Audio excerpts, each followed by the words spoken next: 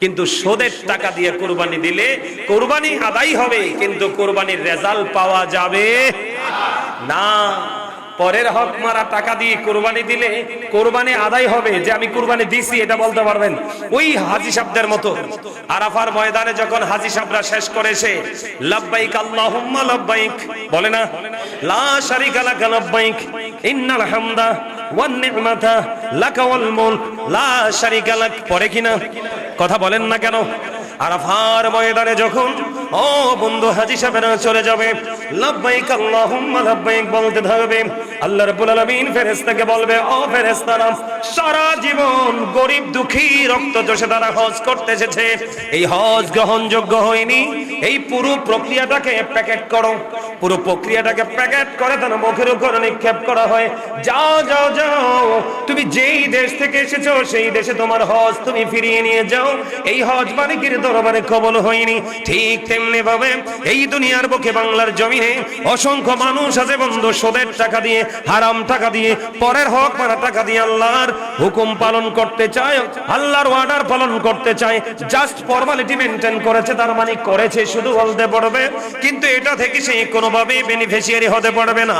সেটার কারণ হলো আল্লাহ রাব্বুল আলামিন, আল্লাহর হাবিব জানিয়ে দিয়েছেন, লা তুকবালু সালাতুম বিগাইরি তুহুর ওয়ালা সাদাকাতুম মিন গুলুল, পবিত্রতা ছাড়া ইবাদত কবুল হয় না, হালাল টাকা ছাড়া কোন দান সাদকা কোন কুরবানিও মালিক কবুল করে না। জোরে জোরে বলুন একবার নাউজুবিল্লাহ। খারাপ লাগছে? কার কার কাছে খারাপ লাগছে? হাত তুললে তো লাগছিল একজনে।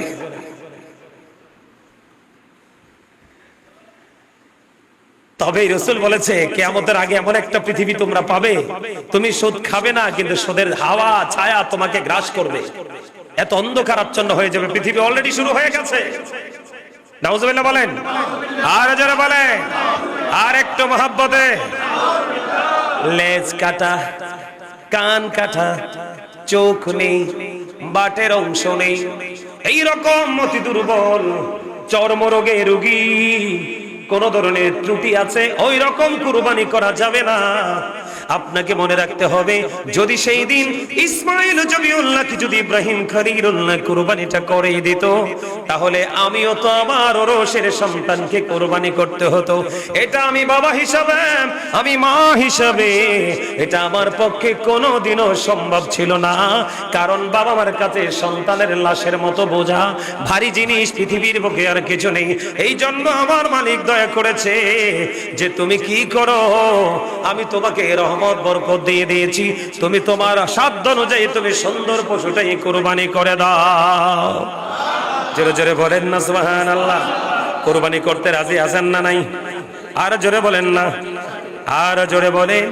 বন্ধুরে আমার, আমার আপনার প্রাণের রাসূল বন্ধু জানিয়ে দিয়েছে, তুমি যে কুরবানি দাও, আপনার মনে মনে প্রশ্ন জাগতে পারে, বলে আল্লাহ গো, আমি কত কষ্ট করে 6 মাস যাবত টাকা সেভিংসে রেখে আজকে কুরবানি করতেছি গো মালিক, আমার লাভটা কি? আমার মালিক জানিয়ে দিয়েছে রে বন্ধু, তোমার লাভটা হলো তুমি যে কুরবানির পশুটা খরিদ করেছো, তুমি যে পশুটাকে তুমি কিনেছো, তুমি কেনার পরে তোমার যদি সবকিছু ঠিক রেখে কুরবানি করতে পারো, রাসূল জানিয়ে দিলেন ওই পশুটার গায়ে যতগুলো পশম আছে, এই পশুটার গায়ে যতগুলো পশম আছে রে, ততগুলো পশমের সম পরিমাণ গুনাহ তোমার আমল নামা থেকে মুছে যাবে। ততগুলো সম পরিমাণ গুনাহ আল্লাহ রাব্বুল আলামিন মাফ করে দেবে। এখন আপনি মনে করতে পারেন, ওট মহিষ গরুর তুলনায় বকরি বেড়া দুম্বা তো দেব ছোট, এদের ভেতরে কি রে? আমার রাসূল জানিয়ে দিয়েছেন, এইগুলো যদি কুরবানি করো, তোমার ওই পশমের সম পরিমাণ গুনাহ আমল নামা থেকে মুক্ত হয়ে যাবে। ওমা সুবহানাল্লাহ, আসতে হইলো যে বাপ রে বাপ, এমন ভাবে সুবহানাল্লাহ কইছেন মন হয় যে আমল নামায় কোনো গুনাহই নাই। কথা কয় না কেন? এরকম লাগছে না? এই মিয়া, সবের আমল নামা পুরা গুনাহ। বলে হুজুর কেমনে? জিনা লাইনুন নজরু, চোখের জিনা হলো দেখা। কয়টা জনে ঘর থেকে বের হলে রাস্তায় ভালো জিনিস দেখেন বলেন তো? আছে ভালো জিনিস? আরে জোরে কয় না কেন? আছে। ম্যাক্সিমাম নোংরা জিনিস চোখে পড়ে। কথা কয় না কেন? মহিলার দিকে তাকানোর দরকার নাই তো। এখনকার ফুলাফাইন যে ফ্যান পরে, যেই জিনিস দেখা যায় এই জিনিস দেখা আরেকজনের চোখ দিয়ে, এটাও জিনা। কথা কয় না কেন? আরো জোরে। কারণ হেতে তো ফুঙ্গট, হেতে সিরা ফ্যান পিনছে আরেকজনের দেহানের লাই। হেতে আল্লাহ কইছে যে সুন্দর করে ফ্যান পরো, হেতে এত সুইটটা ফ্যান পিনছে, হেতে সামনে দিয়া পিছন দিকে দুই দিক দিয়ে লজ্জাস্থান দেখা যেত। আরেকবার চোখের কামে তো সাউন্ড। কথা কয় না কেন? চোখের কাম কি? চোখের কাজ কি? দেখা। তো আপনি যে অর্ধলঙ্গ হয়ে হাঁটছেন, চোখ তো দেখতেছে, আপনি তো অপরাধী। আমাকে অপরাধী করছেন কেন? এটির জন্য আমরা সবাই দায়ী, আমাদের সবাইকে সচেতন হতে হবে। সম্মানিত উপস্থিতি, আমাদের আমলনামা ভরপুর গুনাহ নেক নাই। এজন্য আমাদেরকে অত্যন্ত সেনসিটিভ ভাবে সচেতনতার সাথে এই মাত্র সুযোগ সামনে কুরবানি করে আল্লাহ আমাদেরকে গুনাহ থেকে মুক্ত হওয়ার সুযোগ দিয়ে। সবাই বলেন আমিন। আর যারা বলেন না আমিন, আর একটু মহব্বতে বলেন আমিন। বন্ধুরে আমার, আপনি আমি যে কুরবানি দেই, কুরবানি পশুর গোশত বা রক্ত আল্লাহর নিকট পৌঁছে না, তার নিকট পৌঁছে যায় আপনার আমার তাকওয়া। সুবহানাল্লাহ বলেন না কেন? নিশ্চয় তাকওয়ার অর্থ বুঝছেন? কথা বলে না কেন? তাকওয়া মানে হলো ভয়, আতঙ্কিত হওয়া। আপনি পশুটা তো কিনে নিলেন, আল্লাহ গো আমার জানি কোনো ত্রুটি হইছিনি, কোনো ভুল জানি হইছিনি, কোনো ভুলের কারণে না জানি আমার কুরবানি বাতিল হয়ে যায়। এই ধরনের তাকওয়াটাই আল্লাহর কাছে গ্রহণযোগ্য। পশুর গোশত আল্লাহর দরবারে গ্রহণযোগ্য হয় না। জোরে জোরে কন্যা একবার সুবহানাল্লাহ। বন্ধুরে আমার আপনার প্রাণের রাসূল তিনি বলে দিয়েছেন, তাকওয়া খোদা প্রীতি এই দুটো আল্লাহর দরবারে পৌঁছে যায়। এই জন্য আপনাকে আমাকে অত্যন্ত চমৎকার ভাবে তাকওয়া নিয়ে বন্ধু কুরবানিটা করতে হবে। জোরে জোরে বলেন না সুবহানাল্লাহ। আমার রাসূল এই জন্য বলে দিয়েছেন, যার সামর্থ্য আছে রে, যার শক্তি আছে, যার তৌফিক আছে, সব কিছু থাকার পরেও তুমি কুরবানি করলে না। রব্বুল আলামিন পৃথিবীতে আমাদেরকে এত বেশি নিয়ামত দিয়েছেন যা গণনা করে শেষ করা যায় না। এর মধ্যে একটা নিয়ামত হলো কুরবানি। কি? এটা হচ্ছে আর্থিক ইবাদত। কি? এটা আর্থিক ইবাদত। সম্মানিত উপস্থিতি, কুরবানির ক্ষেত্রে অনেক মানুষের মধ্যে কৃপণতা কাজ করে। মনে করে যে কুরবানি দিলে হয়তো বা টাকাটা ফুরিয়ে যাচ্ছে, শেষ হয়ে যাচ্ছে, এটা বিলীন হয়ে যাচ্ছে। আমাদের দেশে অনেক মানুষ আছে, আছেন এরকম, সামর্থ্য থাকার পরেও কিন্তু কুরবানি দেয় না। আছে না নাই? যার সামর্থ্য আছে কিন্তু তুমি কুরবানি দিচ্ছ না, আল্লাহ রাসূল বলেছেন তুমি ঈদগাহের ময়দানে যাওয়ার কোনো দরকার নেই। নাউজুবিল্লাহ বলেন। একা আল্লাহ রাসূল কি খুশি না বেজার? তা আল্লাহ রাসূল বেজার হইলে আল্লাহ কি খুশি? কথা বলেন, মন দিয়ে কথা শুনতে হবে। যাকাতের ক্ষেত্রে আপনার নেশাব পরিমাণ সম্পদের মালিক হতে হয়, কিন্তু কুরবানির ক্ষেত্রে ওই রকম হওয়া লাগে না, যে নির্দিষ্ট যে সময়, যে 1 বছর সম্পদটা নিজ মালিকানায় থাকতে হবে, তারপরে আমার উপরে হুকুম হবে, এটা কিন্তু বিষয় না। এখন বর্তমানে আমাদের দেশে 52.5 ভরি রূপার মালিক ম্যাক্সিমাম লোক। আমার কথা কয় না, বুঝেন না? 1 ভরি রূপার দাম কত? ধরেন 5,000, বাড়াইয়া 5,000 তো না, 5,000 করে 5 পাঁচা কত হয়? 25, 2.5 লক্ষ টাকা। কত? কত? 2, 2.5 লাখ, 3 লাখ টাকা আমাদের মাঝে মানুষের আছে। আছে না নাই? আছে। কিন্তু এখন আমরা যে সঠিক যে সমাধান, সঠিক যে কুরবানির হুকুম, সেই দিকে না তাকিয়ে আমরা কিন্তু এখন আছি কোন দিকে? কম্পিটিশনে। কুরবানি কিন্তু কম্পিটিশনের জিনিস নয়। কুরবানি হচ্ছে আল্লাহর সন্তুষ্টি করার জিনিস। কি?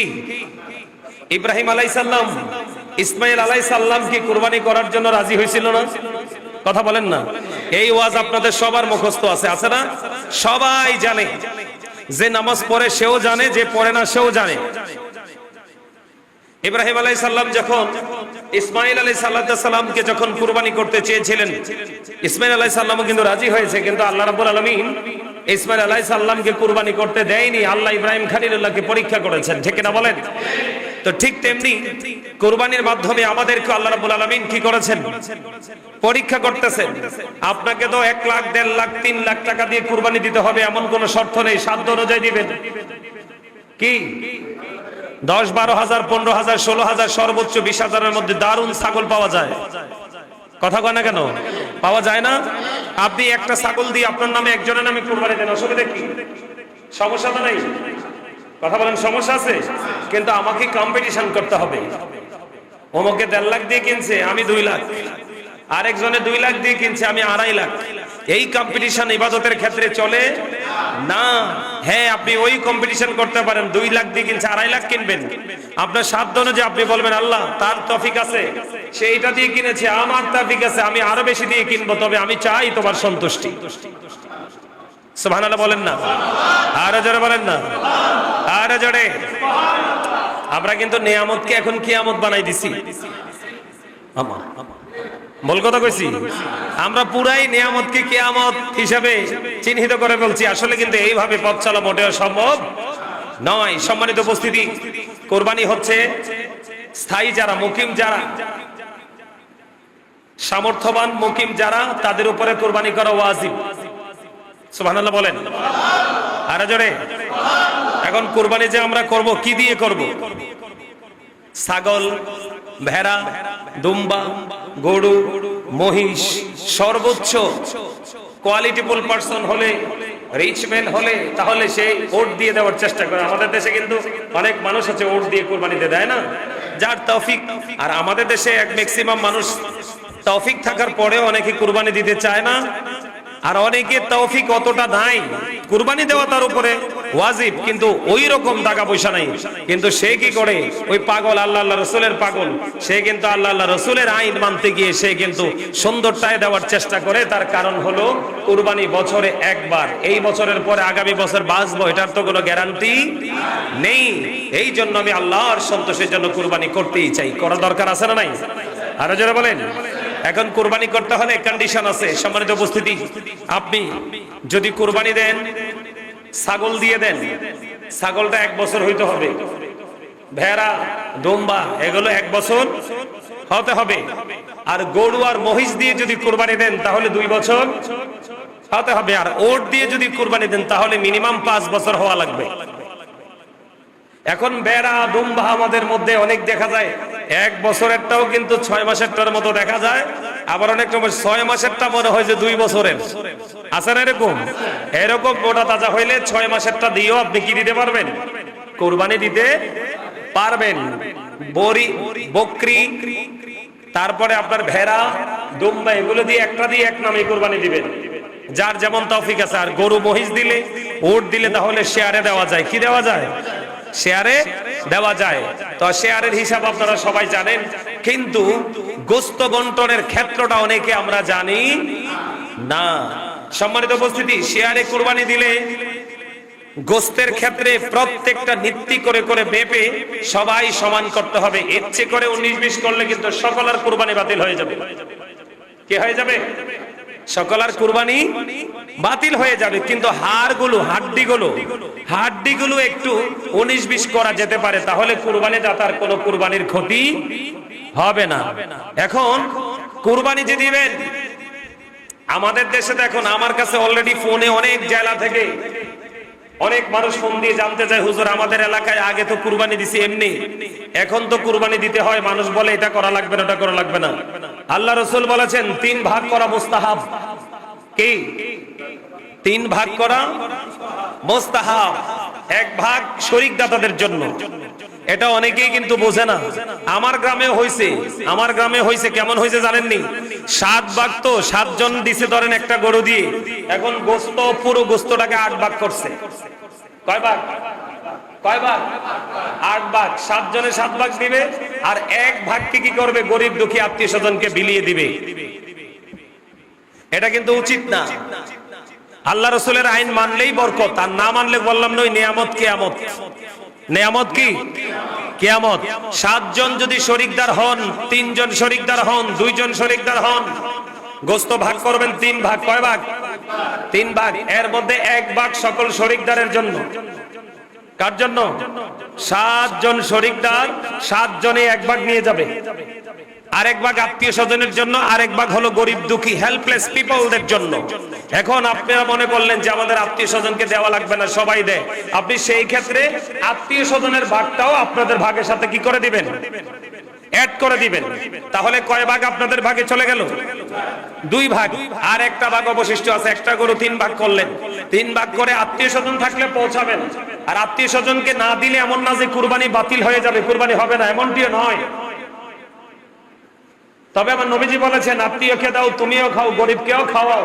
ইসলাম হলো সম্প্রীতির ধর্ম, ভালোবাসার ধর্ম, ত্যাগের ধর্ম। কথা বলে না কেন? তো আপনি যদি আত্মীয় স্বজনকে না দিয়ে এটা খেয়ে ফেলেন, আপনার কোনো অসুবিধা হবে না, কুরবানি হয়ে যাবে। কিন্তু গরিব দুঃখী মানুষেরটা কি করা যাবে না? মাইনাস করা যাবে।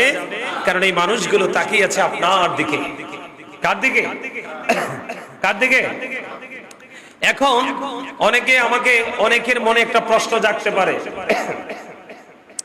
কোন বিধর্মী যদি আপনার কাছে কুরবানির পশুর গোশত খেতে চায়, আপনি তাকেও দিতে পারবেন, কোনো সমস্যা নাই, কোনো অসুবিধা নেই, সেও খেতে পারবে। সম্মানিত উপস্থিতি, আরেকটা বিষয় হলো, কুরবানির পশু জবাই করা, গোশত বন্টন করা, চামড়া ছিলা, মানে প্রক্রিয়াটা করার ক্ষেত্রে অনেকেই কিন্তু গোশত দিয়ে তার মজুরি দিয়ে দেয়। গোশত দিয়ে তার মজুরি দেওয়া যাবে? গোশত আপনার মন চাইলে তাকে একটু দিয়ে দিবেন খুশি হয়ে, কিন্তু তার পারিশ্রমিক দিতে হবে আলাদা করে। অনেকে চামড়া দিয়ে দেয়, তুমি নিয়ে যাও, না না, এটাও করা যাবে না। এই যে চামড়াটা, কিটা চামড়াটা আপনি সকল যেই শরিকদার আছে তারা যদি মনে করে পশুর চামড়াটাকে প্রক্রিয়া করে তারা ইউজ করবে, ব্যবহার করবে, এটা তারা করতে পারবে। আর যদি বলেন আমরা ইউজ করব না, আমরা বিক্রি করব, বিক্রি করার পরে 1 টাকা আসুক আর 1 পয়সা আসুক, এটা গরিবের হক হয়ে যায়। এটা গরিব দুঃখী অসহায় মানুষকে বিলিয়ে দিতে হবে। কথা বুঝে আসছে? কথা বলেন। আর একটা কথা হলো, পশু জবাই যে করবেন, পশুকে কষ্ট দেওয়া যাবে না। কি করা যাবে না? পশুকে কষ্ট দেওয়া যাবে না। জীবন্ত অবস্থায় তাকে টেনে হেঁচড়ে কষ্ট দিয়ে এক জায়গা থেকে আরেক জায়গায় স্থানান্তর করা যাবে না। আর পশুকে ধোতা ছুরি, যেটা বাংলা আমরা আঞ্চলিক ভাষায় বলি, কুমিল্লার মানুষ বোতা বা ধোতা, কি যে অনেক কি করতে হয়, অনেক কষ্ট দিয়ে তাকে জবাই করতে হয়, এরকম না, অনেক বেশি ধারালো ছুরি দিয়ে তাকে কি করতে হবে? জবাই করতে হবে। কি করতে হবে? এগুলো আপনাদেরকে মনে রাখতে হবে। এখন আসেন, যে হুজুর আমরা যে কুরবানি দিব, কুরবানির ক্ষেত্রে পশু হতে হবে নিখুঁত। কি নিখুঁত বুঝেননি? কথা কয় না। এটা হতে হবে একবারে ত্রুটি মুক্ত, মোটা তাজা হ্যান্ডসাম। মানুষকে বলে না যে প্রিন্স বা হিরো, বলে না, আমার কথা কয় না, সহজে বুঝনের লেগে কইছি আর কি। কথা কয় না কেন? বুড়া হোক জোয়ান হোক, মানুষে কয় না যে এই লোকটা খুব স্মার্ট, বলে না, হ্যান্ডসাম, হিরো, প্রিন্স, স্পেশাল কিছু শব্দ ইউজ করা হয় না? ঠিক কুরবানির ক্ষেত্রে সবগুলো পশুর মধ্য থেকে যেটা স্মার্ট, যেটা হ্যান্ডসাম, যেটা পশুদের মধ্যে প্রিন্স, এই রকমটা কেনার জন্য কম্পিটিশন করবেন। আর মনে মনে চিন্তা থাকবে আল্লাহর কাছে, আল্লাহ যাই হোক, যতই পরিশ্রম হোক, সবটার বিনিময় আমি তোমার সন্তুষ্টি চাই, এবং আমার পশু যেন কুরবানিটা যেন তোমার দরবারে সহজে কবুল হয়। কিন্তু সুদের টাকা দিয়ে কুরবানি দিলে কুরবানি আদায় হবে, কিন্তু কুরবানির রেজাল্ট পাওয়া যাবে না। পরের হক মারা টাকা দিয়ে কুরবানি দিলে কুরবানি আদায় হবে, যে আমি কুরবানি দিছি এটা বলতে পারবেন। ওই হাজী সাহেবদের মতো আরাফার ময়দানে যখন হাজী সাহেবরা শেষ করেছে, লাব্বাইক আল্লাহুম্মা লাব্বাইক, বলে না, লা শারিকা লাকা লাব্বাইক, ইন্নাল হামদা ওয়ান নি'মাতা লাকা ওয়াল মুলক লা শারিকা লাক, পরে কিনা? কথা বলেন না কেন? আরাফার ময়দানে যখন ও বন্ধু হাজী সাহেবরা চলে যাবে, লাব্বাইক আল্লাহুম্মা লাব্বাইক বলতে থাকবে, আল্লাহ রাব্বুল আলামিন ফেরেশতাকে বলবে, ও ফেরেশতারা, সারা জীবন গরিব দুঃখী রক্ত চষে তারা হজ করতে এসেছে, এই হজ গ্রহণযোগ্য হয়নি, এই পুরো প্রক্রিয়াটাকে প্যাকেট করো। পুরো প্রক্রিয়াটাকে প্যাকেট করে তার মুখের উপরে নিক্ষেপ করা হয়, যাও যাও যাও, তুমি যেই দেশ থেকে এসেছো সেই দেশে তোমার হজ তুমি ফিরিয়ে নিয়ে যাও, এই হজ মালিকের দরবারে কবুল হয়নি। ঠিক তেমনি ভাবে এই দুনিয়ার বুকে বাংলার জমিনে অসংখ্য মানুষ আছে বন্ধু, সুদের টাকা দিয়ে, হারাম টাকা দিয়ে, পরের হক মারা টাকা দিয়ে আল্লাহর হুকুম পালন করতে চায়, আল্লাহর অর্ডার পালন করতে চায়, জাস্ট ফর্মালিটি মেনটেন করেছে, তার মানে করেছে শুধু বলতে পারবে, কিন্তু এটা থেকে সে কোনোভাবেই বেনিফিশিয়ারি হতে পারবে না। সেটার কারণ হলো আল্লাহ রাব্বুল আলামিন, আল্লাহর হাবিব জানিয়ে দিয়েছেন, লা তুকবালু সালাতুম বিগাইরি তুহুর ওয়ালা সাদাকাতুম মিন গুলুল, পবিত্রতা ছাড়া ইবাদত কবুল হয় না, হালাল টাকা ছাড়া কোনো দান সাদকা, কোনো কুরবানিও মালিক কবুল করে না। জোরে জোরে বলুন একবার নাউজুবিল্লাহ। খারাপ লাগছে? কার কার কাছে খারাপ লাগছে? হাত তুললে তো লাগছে একজনে।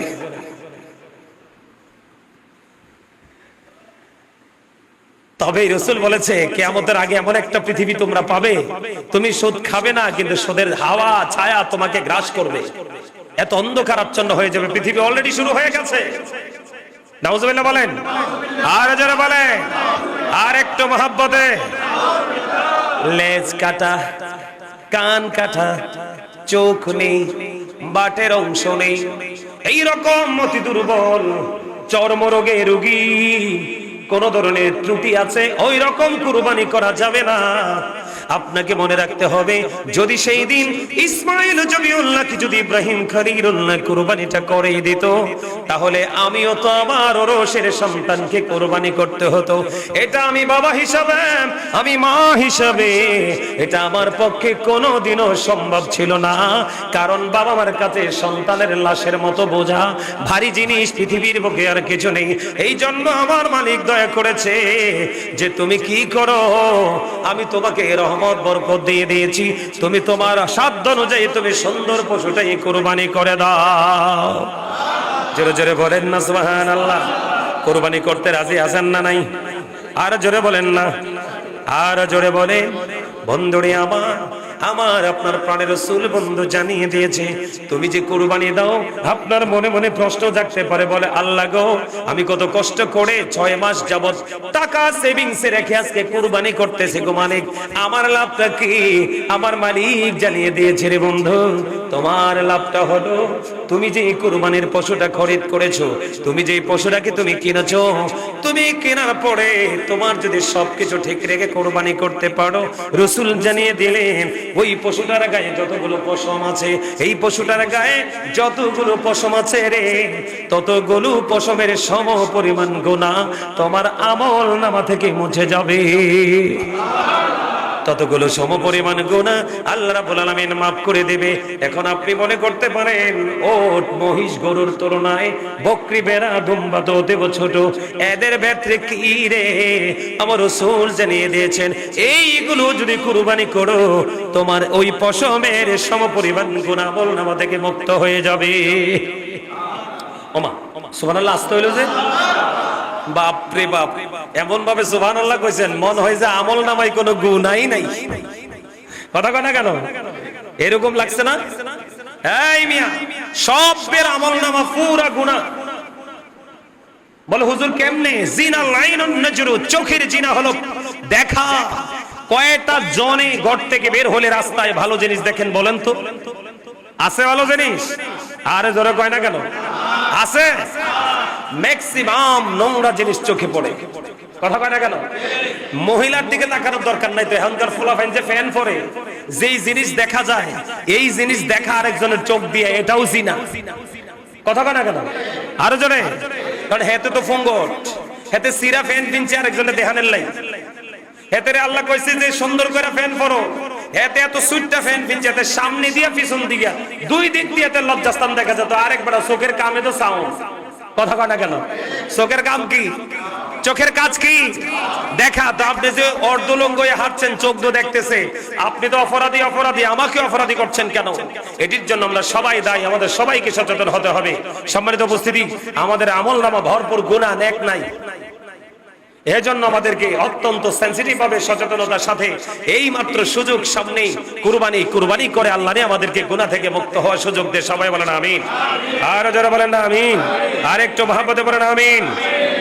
বন্ধুরে আমার, আপনি আমি যে কুরবানি দেই, কুরবানি পশুর গোশত বা রক্ত আল্লাহর নিকট পৌঁছে না। তার নিকট পৌঁছে যায় আপনার আমার তাকওয়া। সুবহানাল্লাহ বলেন না কেন? নিশ্চয়ই তাকওয়ার অর্থ বুঝছেন, কথা বলে না কেন? তাকওয়া মানে হলো ভয়, আতঙ্কিত হওয়া। আপনি পশুটা তো কিনে নিলেন, আল্লাহ গো আমার জানি কোনো ত্রুটি হইছিনি, কোনো ভুল জানি হইছিনি, কোনো ভুলের কারণে না জানি আমার কুরবানি বাতিল হয়ে যায়। এই ধরনের তাকওয়াটাই আল্লাহর কাছে গ্রহণযোগ্য। পশুর গোশত আল্লাহর দরবারে গ্রহণযোগ্য হয় না। জোরে জোরে কন্যা একবার সুবহানাল্লাহ। বন্ধুরে আমার, আমার আপনার প্রাণের রাসূল তিনি বলে দিয়েছেন তাকওয়া খোদা প্রীতি এই দুটো আল্লাহর দরবারে পৌঁছে যায়। এই জন্য আপনাকে আমাকে অত্যন্ত চমৎকার ভাবে তাকওয়া নিয়ে বন্ধু কুরবানিটা করতে হবে। জোরে জোরে বলেন না সুবহানাল্লাহ। আমার রাসূল এই জন্য বলে দিয়েছেন যার সামর্থ্য আছে রে, যার শক্তি আছে, যার তৌফিক আছে, সব কিছু থাকার পরেও তুমি কুরবানি করলে না, আল্লাহর হুকুম তুমি পালন করলে না, আমার রাসূল জানিয়ে দিলেন সে যেন ঈদগাহের নিকটবর্তী না হয়। জোরে জোরে একবার বলেন না নাউজুবিল্লাহ, আর একটু জোরে জোরে বলেন না নাউজুবিল্লাহ। বন্ধুরে আমার, ও বন্ধু আমার, রাসূল বলেছেন কিয়ামতের দিন আল্লাহ তাআলা কুরবানির পশু তার শিং, খুর, পশম সমূহ সব উপস্থিত করবেন। জোরে জোরে কন্যা সুবহানাল্লাহ। কুরবানির রক্ত জমিনে পড়ার পূর্বে আল্লাহর নিকট সঠিক কুরবানি দাতার কুরবানিটা আমার আল্লাহ কবুল করে নেয়। জোরে জোরে একবার বলেন না সুবহানাল্লাহ। সালাতুন ইয়া রাসূলুল্লাহ আলাইকুম মোহাম্মদ আলাইকুম সালাতুন ইয়া